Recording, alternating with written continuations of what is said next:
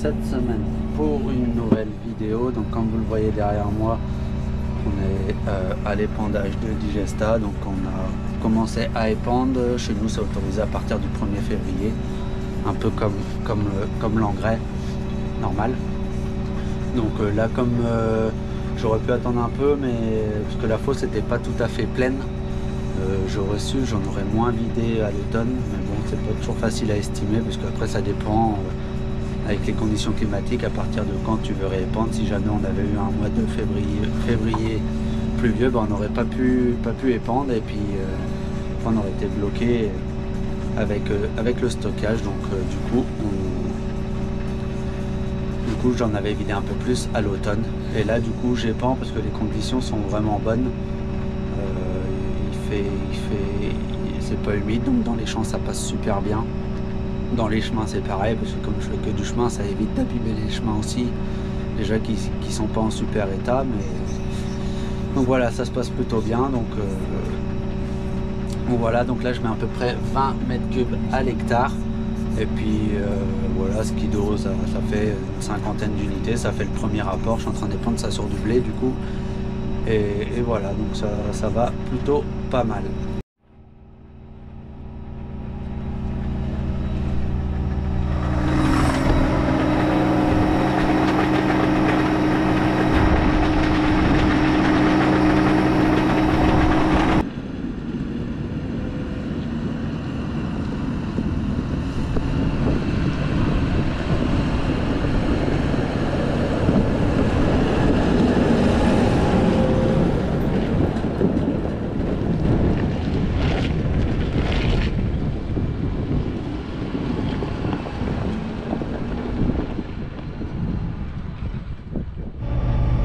Tout à l'heure j'ai été à la coopérative pour peser à vide et à plein. Donc à vide, là l'ensemble ça fait 25 tonnes, et à plein 20 tonnes de plus, donc 45 tonnes. Donc on dépasse un petit peu la limite de poids autorisée si on veut rouler sur la route, parce que sur la route normalement on ne doit pas dépasser 44 tonnes.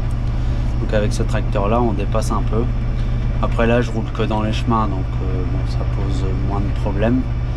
Après voilà, ce que je fais, enfin ça je le savais, je l'avais déjà pesé, mais je voulais refaire une deuxième fois.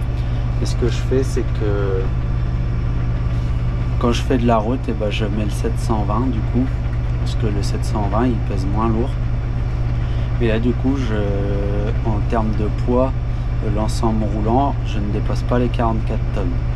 Donc bon, après c'est un peu paradoxal parce que finalement le 800 est plus adapté pour être sur ce type de matériel là au niveau du gabarit du tracteur, mais bon, le 700 ça va quand même, mais le 800 est un peu mieux adapté. Mais bon, après voilà, il faut bien des limites aussi.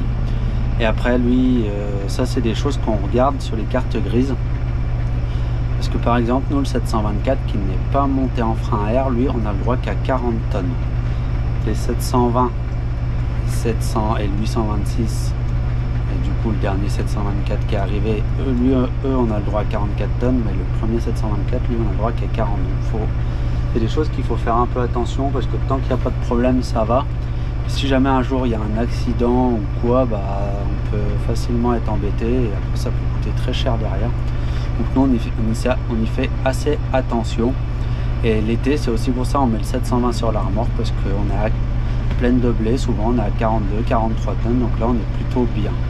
Voilà, on met pas le 800 parce que le 800 on va dépasser, et après c'est plein.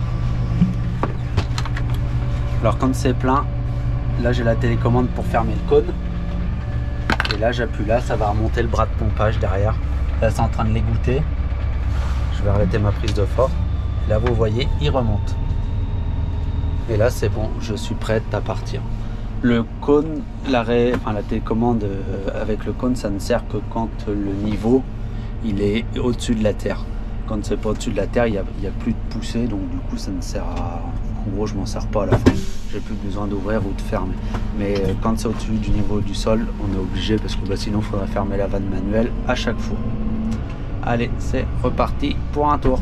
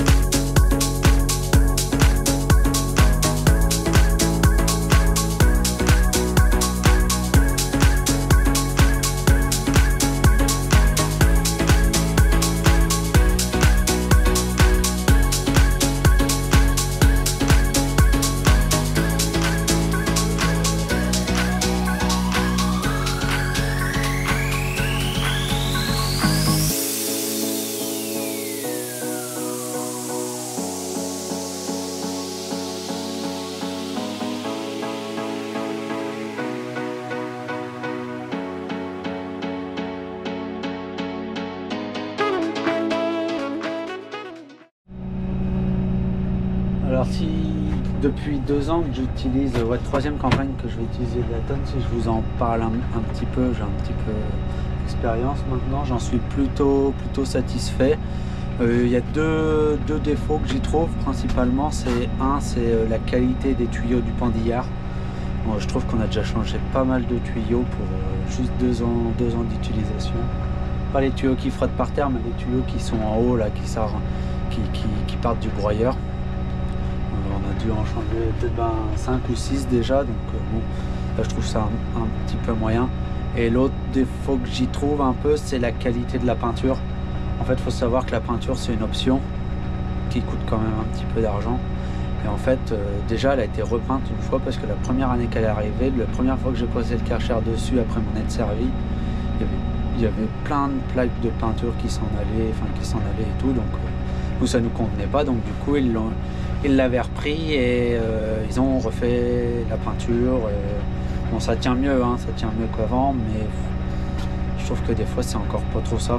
Il y a des endroits, faut pas trop insister avec le Karcher parce que ça a vite fait de faire de l'écaille.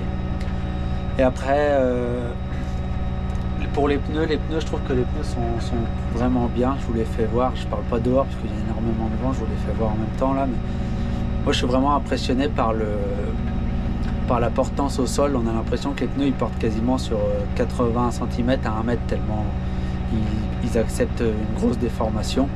Bon, après voilà, c'est des pneus que je pense de bonne qualité, mais je pense que franchement c'est bien, c'est vraiment bien je pense pour le tassement du sol et tout, puisque bon avec un ensemble qui fait 50 tonnes, voilà, faut quand même avoir des pneus à peu près adaptés. On pourrait avoir le télégonflage sur la tonne pour accentuer ça. Mais bon, après le coût du télégonflage était assez élevé, donc on l'a pas pris. On met plutôt une pression intermédiaire. Là je suis à 2 bars sous la tonne. On pourrait descendre moins, mais bon, après il faut quand même que les pneus tiennent le choc, hein, parce que j'ai pas spécialement envie d'en éclater un. Donc voilà. Et sur le tracteur c'est pareil, les nouveaux pneus là, c'est la première fois que je m'en sers.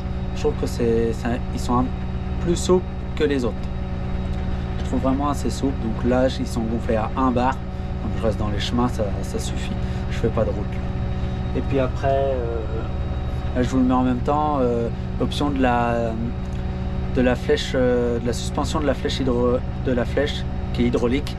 Donc ça, je pense que ça apporte aussi un sacré confort dans les chemins, surtout dans les chemins, parce que nous on a des chemins qui sont un peu défoncés. Les communes, nous, elles entretiennent plus les chemins.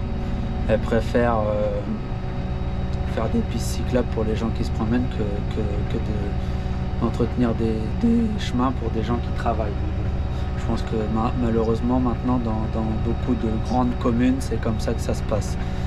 Nous on est rattaché à Grand Poitiers, donc tout ce qui est autour de Grand Poitiers extérieur, on n'a un peu plus rien à foutre de nous, même si on paye nos impôts comme tout le monde, mais bon, c'est comme ça.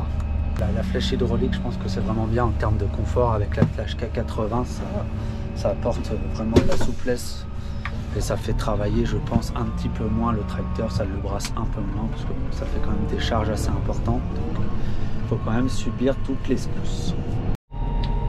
Bon, et bien voilà pour cette petite vidéo d'épandage. J'espère que ça vous aura plu et puis moi je vous dis à la prochaine pour une nouvelle vidéo.